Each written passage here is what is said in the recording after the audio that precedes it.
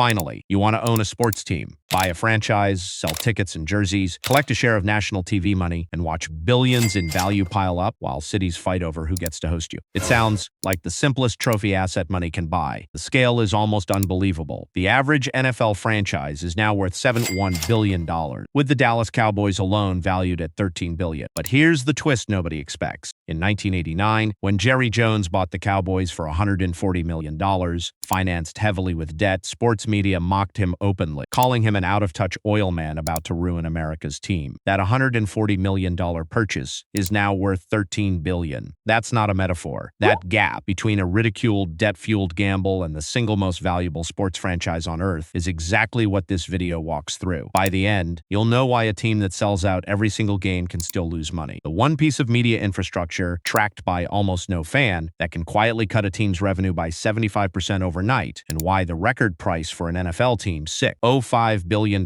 was paid for a franchise that hadn't made the playoffs in years. Before you bid on a franchise, understand that a sports team is not, fundamentally, a sports business. That sounds strange, since the entire product is the game itself, so stay with it. What you're actually selling is guaranteed content. The promise, sold years in advance to broadcasters, sponsors, and season ticket holders, that a fresh, unscripted, must-watch event will exist on a specific date, regardless of whether your team wins or loses. Wins are marketing. The guarantee is the business. The logo is just the symbol that guarantee gets stitched onto. Every dollar you spend either protects that guaranteed supply of content or quietly threatens it. Let's talk about what it costs just to exist. In 2023, the Washington Commanders sold for $6.05 billion, the largest sports team sale in North American history at the time. For a franchise that hadn't made a playoff run in, that sounds like an outlier. It isn't. The average MLB team now trades at 7 times revenue. The average NBA team at nearly 13 times revenue. Multiples most industries would consider absurd for a business that can lose 100 games a season and still be worth billions. But the purchase price is only the entry ticket. Every major league runs a strict ownership approval process. Financial background checks, debt limits capping how much of the purchase you can finance versus pay in cash, and a formal vote by the other owners who can simply reject you. Skip that approval process or try to structure around it, and you don't just risk a fine. You risk the league blocking the sale entirely, no matter how much cash you're waiving. Then comes the stadium itself, since most modern leases require an owner to fund or co-fund major renovations. The Chicago Bears' proposed Arlington Heights Stadium project alone carries an estimated $10.9 billion total cost, with the team committing more than $2 billion directly. Add league entry or transfer fees, and a genuinely serious modern franchise purchase easily clears the multi-billion-dollar mark before a single ticket has been sold under your ownership. That is the cost to exist in this business, and it has nothing to do with how good your team actually is. Now the cost to operate, and this is where owners get blindsided even after clearing that entry price. The single largest recurring cost is labor, and in this business, spending more doesn't guarantee anything. In 2023, the New York Mets posted a record $374.7 million payroll, triggering a record $100.8 million luxury tax bill under MLB's competitive balance tax, the most any team has ever paid. The Mets finished 4th in their division. That's the sticker shock of sports labor. You can pay the tax, pay the salaries, and still buy nothing guaranteed on the field. Add stadium operations, since a modern venue runs security, grounds crew, and game day staff essentially year-round, regardless of how many home dates are actually on the schedule. Add insurance covering catastrophic injury liability across an entire roster of highly paid athletes. Stack it together, and it becomes clear the purchase price was never the hardest number in this business, just the most visible one. Here's the mechanism that quietly guts more teams' revenue than any losing streak ever could, and it's called the RSN collapse. Regional sports networks. Think of it like a landlord who's been paying your team rent for decades, suddenly declaring bankruptcy, and you finding out you have no other tenant lined up. In February 2023, Diamond Sports Group, the company behind Bally Sports, missed a $140 million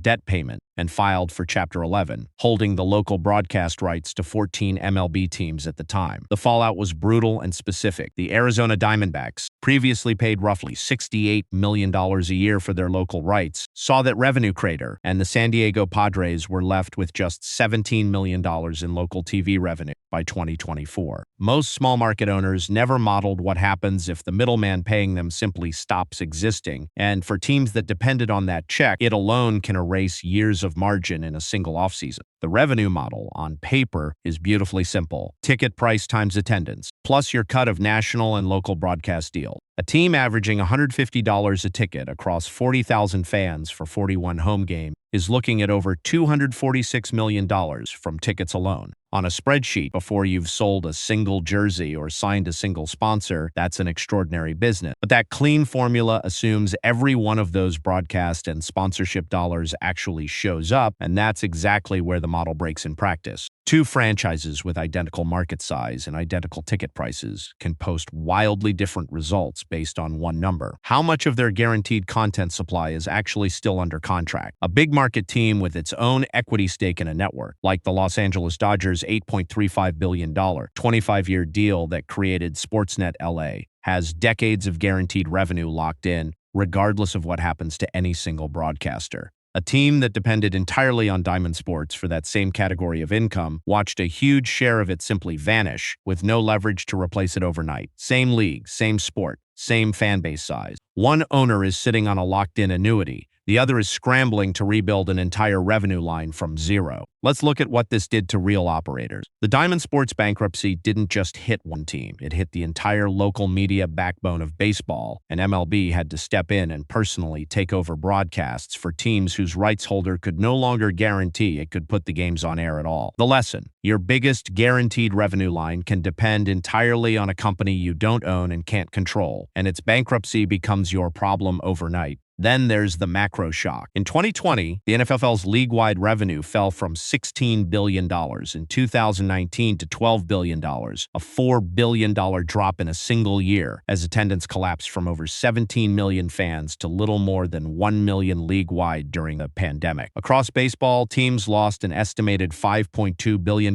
combined in game day revenue that same year. The lesson: even the most valuable, best-run franchises on the planet have zero pricing power over a shock that empties the building itself. Scenario 1, everything goes right. A mid-market franchise purchased for $2 billion with a locked-in local media deal, strong attendance, and a payroll managed just under the luxury tax threshold. Annual revenue, approximately $450 million. Annual operating costs, payroll, stadium operations, and insurance, approximately $380 million. Net operating profit, approximately $70 million a year, on top of steady multi-billion-dollar asset appreciation. Scenario 2, the realistic version. Same franchise, same market. This time, your RSN partner collapses into bankruptcy, cutting local media revenue by roughly 75%. Ownership pushes payroll over the luxury tax threshold, chasing a playoff run that doesn't happen, triggering an 8-figure tax bill. A stadium renovation clause in your lease forces an unplanned capital contribution. Annual revenue, approximately $340 million. Annual operating costs, with a tax penalty and renovation costs, approximately $400 million. Net operating loss, approximately $60 million for the year. The gap between the good year and the bad year is $130 million in the same market, same fans, and same stadium. Only the media contract and the payroll discipline changed. In 1994, Robert Kraft paid $172 million for the New England Patriots, a then-record price for an NFL team, widely mocked at the time as a wildly overpriced bet on a struggling franchise playing in an aging stadium. Kraft understood something almost no other owner acted on. The team's real long-term value wasn't just wins. It was owning the infrastructure that guaranteed content flowed to fans on his own terms. Rather than lean on public stadium funding like most owners of that era, Kraft privately financed and built Gillette Stadium himself, opening it in 2002, giving the franchise direct control over its own ticketing, concessions, and sponsorship revenue, rather than splitting it with a publicly owned venue. That single decision, treating the stadium as owned infrastructure rather than a rented backdrop, became the financial engine underneath one of the most valuable franchises in the league. Step back for a second. The logo is just the logo. Anyone can print a name on a jersey and sell tickets to a game. None of that is the business. The business is understanding exactly how much of your guaranteed content supply is actually locked in, and how much of it depends on a broadcaster, a landlord, or a labor market you don't control. Right now, somewhere, there's a franchise with a sold-out stadium, a winning record, and an ownership group that has no idea their biggest single revenue line just filed for bankruptcy in a courthouse they've never heard of.